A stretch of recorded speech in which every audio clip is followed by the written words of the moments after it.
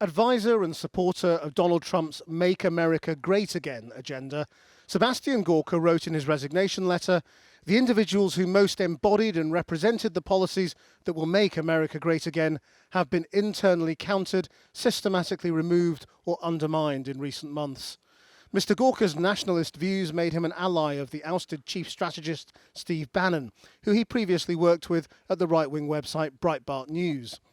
In a contradicting account of his exit, a statement attributed to a White House official said Sebastian Gorka did not resign, but I can confirm he no longer works at the White House. He's saying don't test America and don't test Donald J. Trump.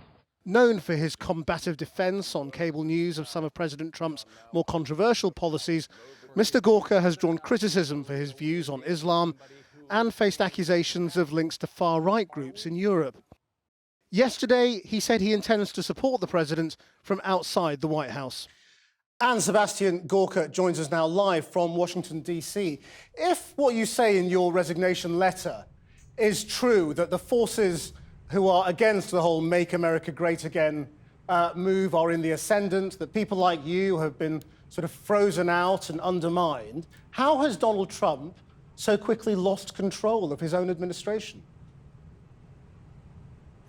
Look, the fact is that last year on November the 8th, Election Day, a scrappy bunch of insurgents won against the elite. It was a victory as much against the right-wing establishment as it was against Hillary Clinton and the Democrats.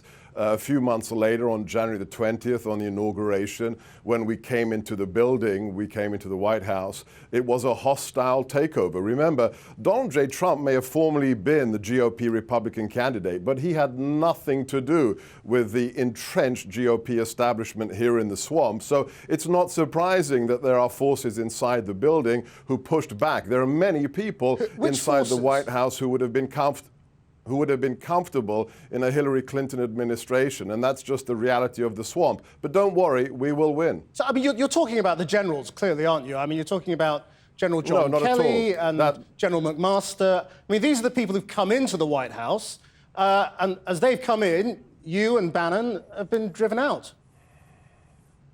Not at all. I resigned, so did Steve. It's not about the generals. That's like a cheap narrative from a Tom Clancy novel. John Kelly is a consummate military professional, a four-star Marine general. So, no, it's about people who, through their lives... Well, I'm not here to stoke palace intrigue stories. I had enough of those. I was, up to my ears with those for the last 8 months. But that's exactly what your statement's done. You can't say you're not here to stoke palace intrigue when you release a resignation letter about targeting that individuals. Talks about, people who are against President Trump's agenda without saying who they are. You are precisely stoking the intrigue. If you have a pulse and you're breathing and you follow US politics, you'll know exactly who I'm talking about. I'm not here to attack the administration en bloc or individuals. I'm here to support the president's agenda. And he reached out to me after my resignation and informed me that he would like me to do so from the outside. And that's what I, Steve Bannon, and everybody else who's committed to the Make America Great Again agenda will be doing. This is just phase 2 of the MAGA agenda. Well, he may have sent you a message after the event, but surely you feel very let down by the president. I mean, after all, you were out there every day not at all. defending him, and he didn't lift a finger to stop you leaving the White House. No, not at all. Not at all. This man is unstoppable. The fact that we have entrenched interests for decades in this city is just a reality that we're going to deal with. But this is all contradictory. I mean, you're saying he's lost control and that the people around him have pushed out the great supporters like you and Steve Bannon, yet you're saying he's unstoppable. He clearly is stoppable because people like you have been pushed out. Not at all. This is going to be an 8-year presidency, and we're only in the 8th month. I mean, are you really so facile in your understanding of politics that you think the MAGA agenda is going to take 8 months to realize? Well, you're the one who's saying it's being undermined, and the people who are against it are in the ascendancy. No, I'm saying that you're not listening. I said the MAGA agenda inside the building has been systematically boxed out. But that's just part of it. I mean, you do know how many people voted for the president. You do know there are 320 million people in this country. Yeah, well, you should look at the electoral college system. That's how our democracy and our republic works. The point is, you seem to be having it both ways. I mean, you're the one who's saying that the president's agenda is being undermined inside the White House. I'm asking you, how has the president lost control of the White House? I mean, those are the people closest to him. You're clearly not listening. I said to you that this was an insurgent victory, and I said to you that we were involved in a hostile takeover. As my letter indicates, we have a temporary situation where those people who are not committed fully to the MAGA agenda are in the ascendancy. So why hasn't he sacked them instead of sacking you? I wasn't sacked. Well, you really have to get your facts right. They say you were. I mean, look, I spoke to John. No, they didn't. A low-level flunky in the comms shop who lied about her rank sent out an anonymous email to reporters. That's all you need to know about her spin on the matter. The fact that I spoke to General Kelly on Friday. The point is, you're and out. Told him and I'm they are resigning. In. So, I mean, how has that happened? If the president wanted you would be in. Surely what's happened is the president's got into power and he's realised, actually, I need serious people around me, not Steve Bannon and Sebastian Gorka. It's not about my ego or where I'm sitting. It's about the president's agenda actually being realized. And right now, the best way we can do that, Steve and myself and others, is outside the building. It's a very simple calculation.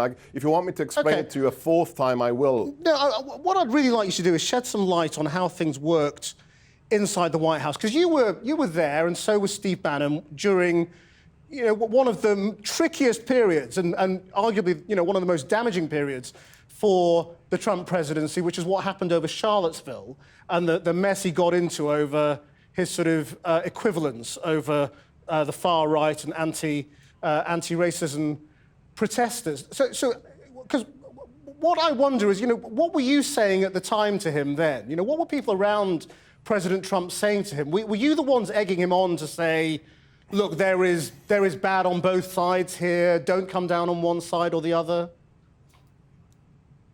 Look, the idea that you have left-wing activists, you have an individual who is a Bernie Sanders supporter, attempt to assassinate a Republican congressman who was killed with a hit list in his pocket of the other Republican congressman he was going to assassinate at that baseball field. In addition to the Green candidate, Jill Stein's supporter, knifing to death two people in Oregon on a train, it's the left that has normalized violence. The KKK are a joke. They don't have any place in normal political life. Didn't you look at those pictures of Nazis and say to the president, look, Mr. President, you've got to condemn these people. You can't say that they're the same. There aren't great people in amongst these marchers. These are Nazis. Just keep spinning your left-wing wet dreams, please. What, is that the best you've got?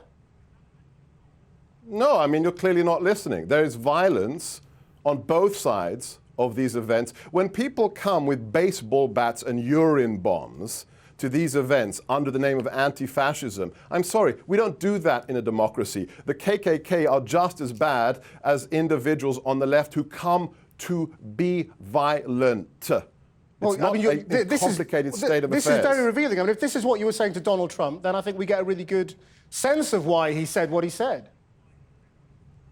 No, I wasn't advising him. I was actually on vacation when Charlottesville happened. But if you don't understand that assassinating or attempting to assassinate Republican congressmen is actually wrong, then Channel 4 shouldn't be in the news business.